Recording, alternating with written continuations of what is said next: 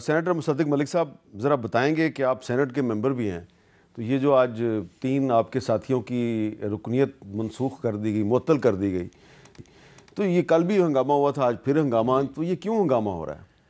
دیکھیں، ایک تو اس کی ٹیکنیکل ایک سچویشن ہے. ٹیکنیکل سچویشن یہ ہے کہ ایک بل تھا جو آیا سینٹ میں.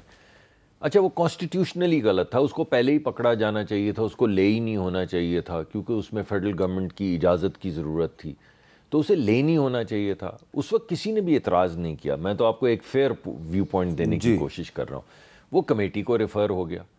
اب ایک انکانسٹیٹیوشنل بل جو ہے وہ کمیٹی کو ریفر ہو گیا. کمیٹی اس انکانسٹیٹیوشنل بل کو ریویو کرتی رہی.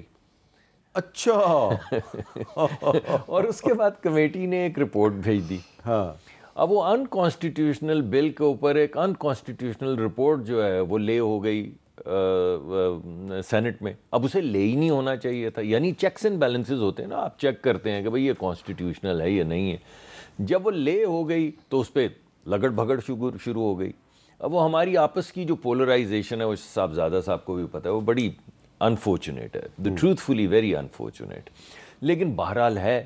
اب وہ شروع ہو گئی. جب ایک دفعہ تکرار شروع ہو جائے تو ایک سخت تقریر، پھر دوسری سخت، پھر کاپی پھاڑ، پھر چیزیں پھینک، پھر اور اس کے بعد آخر میں یعنی اس کے اوپر ایک فیصلہ، ایک انکانسٹیٹیوشنل کے اوپر کو یہ فیصلہ ہو گیا کہ اس کو کہیں ووٹ کروا دیا جائے.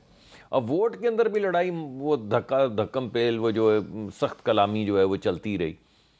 تو آخر میں اب وہ ہوا کہ یعنی تمام معاملہ انکانسٹیٹیوشنل تھا. یہی بل ایک سلیقے سے آ سکتا ہے اگر کسی اجازت کی ضرورت ہے آئینی طور پہ، تو اس اجازت کو یہ جو آپ نے بات مجھے سمجھائی ہے اور مجھے فوراً سمجھ آ گئی، اصل سٹریس یہ ڈپٹی اسپیکر صاحب کو سمجھ نہیں ہے، ڈپٹی چیئرمین صاحب کو؟ دیکھیں، میں کیونکہ وہاں پہ موجود نہیں تھا، میں نے یہ دیکھا، میں نے ٹیلی ویژن کے اوپر یہ دیکھا ہے، اور میرا بڑا دل خراب ہوا. مطلب ہے کہ اگر جو لوگ وہاں نیچے بیٹھے ہوتے ہیں ان کا بھی دل خراب ہوتا ہے. جو بندہ پریزائڈنگ آفیسر ہوتا ہے، بات جو ہے وہ اب او سے جی وہ بھی میں نے دوسری طرف چلی گئی ہے. میں وہ آواز نکالنا نہیں چاہتا جی، مگر وہ اب جب ساری ہنگامہ آرائی وہاں پر دیکھیں نا، جب آپ کبھی اس کا حصہ بھی رہے، آپ گیلریز میں تو کبھی کبھی آ کے بیٹھتے ہی آپ نے دیکھا، تو بڑی عجیب و غریب اور بڑی انفارچونیٹ سچویشن ہوتی ہے. اگر آپ پریزائڈنگ افسر کے نقطہ نظر سے دیکھیں اور آپ دیکھیں کہ اس کے ساتھ کیا سلوک کیا جا رہا ہے یا کیا چیزیں پھینکی جا رہی، کیا پھاڑا جا رہا ہے، تو وہ بھی بڑی پریشان کن ہے. اگر آپ ہماری آپس کی گفتگو سنیں دونوں بینچز کی سائڈ پہ بیٹھے ہوئے لوگوں کی، تو وہ بھی بڑی انفارچونیٹ ہے. تو اور یہ اور کبھی کبھی تو مجھے ایسے لگتا ہے، میں مزاح میں یہ بات کر رہا ہوں، کہ اگر آپ ایک بل لے کریں نا اور اس کے بعد آپ اس کی اپوزٹ پوزیشن لے لیں، تو آپ کی جو اپوزیشن ہے وہ دوسری طرف جا کے کھڑی ہو جائے گی، بل کے حق میں کھڑی ہو جائے گی. یہ بڑی عجیب و غریب چیز ہے کہ آپ بیچ بل میں اگر رک جائیں اور بولیں کہ نہیں میں اپنی پوزیشن بدلتا ہوں، میری پوزیشن یہ نہیں، میری پوزیشن یہ، کہیں گے تیری ایسی کی تیسی، میری پوزیشن ابھی یہ. تو یعنی کہ یہ اپوزیشن وہی کچھ کرتی ہے جو آپ تھوڑی سی اپوزیشن میں نہیں، میں نے تو اس میں کوئی تفریق ہی نہیں کی. اچھا، میں نے تو بالکل کسی جگہ پہ، اور اگر ایسا کوئی میں نے تاثر دیا تو میں اس کو بالکل نہیں زائل کرنا چاہوں گا. میں یہ کہہ ہی نہیں رہا ہوں، میں یہ کہہ رہا ہوں کہ پولرائزیشن اتنی زیادہ ہو گئی ہے، جو آپس کا تناؤ ہے سیاسی، وہ سیاسی دشمنی کی حد تک جا پہنچا ہے کہ آپ کوئی سلیقے طریقے سے بات نہیں کر سکتے، کوئی سلیقے طریقے سے ہاؤس نہیں چلا اور کسی کو سمجھ نہیں آئی کہ یہ سارا ایک انکانسٹیٹیوشنل کام ہو رہا ہے، کام جو ہے وہ چل رہا ہے. یہ ہے جی اس کی سمجھ. صاحبزادہ حامد رضا صاحب، کیا قومی اسمبلی میں بھی کوئی ایسی ہی صورتحال ہے؟ بسم اللہ الرحمن الرحیم. بہت شکریہ میر صاحب. قومی اسمبلی میں صورتحال اس سے بھی بدتر ہے جی. اچھا. ہاں جی. پچھلا جو پورا سیشن گیا، اس سیشن کے اندر دیکھیں، ایک تو جو ہماری میں سمجھتا ہوں کہ پارلیمانی نارمز ہیں، وہ کوئی بھی حکومت میں ہو، کوئی بھی اپوزیشن میں ہو، کم از کم ان نارمز کو فالو ضرور کرنا چاہیے. پہلی مرتبہ پچھلے پورے سیشن کے اندر اور اس سیشن کے اندر ایسا ہوا کہ لیڈر آف دا اپوزیشن جو کہ فلور ڈیمانڈ کر رہا تھا اور اسپیکر صاحب ان کو فلور نہیں دے رہے تھے. That has never happened before. Normally جس وقت بھی سٹارٹ ہوتا ہے، leader of the opposition point of order پہ کھڑا ہوتا ہے تو ان کی بات کو سنا جاتا ہے، وہ نہیں سنا گیا. ڈیورنگ اجلاس انیکا مہدی صاحب کا جو ہماری ایم این اے ہیں، ان کا گھر ڈیرا ہر چیز مسمار کر دی گئی. اچھا. حاجی امتیاز صاحب گجرانوالہ سے، ان کے گھر سے 110 گائیں اور بھینسیں وہ لوکل ایڈمنسٹریشن اٹھا کے لے گئی. حاجی امتیاز صاحب منڈی بہودین، ہاں جی، منڈی بہودین، ان کی گائیں اور بھینسیں اٹھا کے لے گئی ان کے ڈیرے سے جی.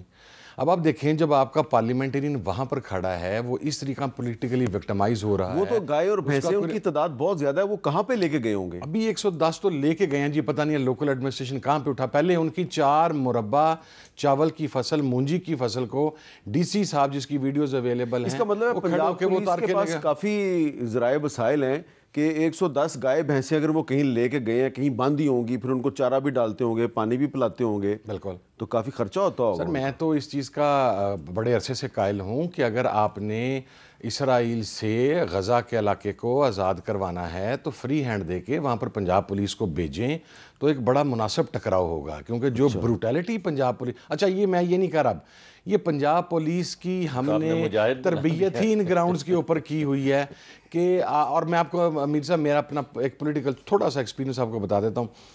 پنجاب کا ایس ایچ او دیگر 3 صوبوں کے آئی جی سے زیادہ پاورفل ہوتا ہے.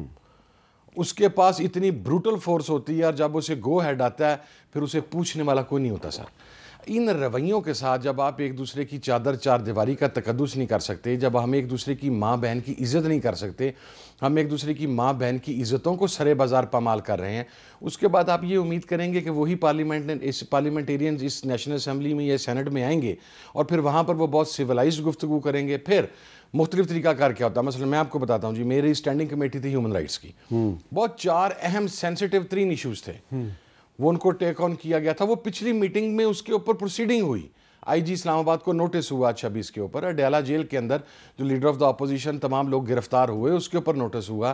پھر ایک بلاسفیمی کا ایشو تھا, کیا ہوا, راتوں رات وہ ایجنڈا سے اڑا دیا گیا. بلاسفیمی کا ایشو میری وداؤٹ مائی کنسنٹ, اچھا, without the consent of chairman.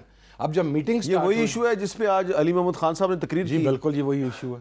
اچھا, اس ایشو کے اوپر جب ہم نے بات کرنے کی کوشش کی, میں نے کہا جی میں تو ایسی اجلاس نہیں چلنے دوں گا اسٹینڈنگ کمیٹی کا. اسٹینڈنگ کمیٹی نیشنل اسمبلی کی وہ آنکھیں ہوتی ہے, اس نے کام کرنا ہوتا ہے.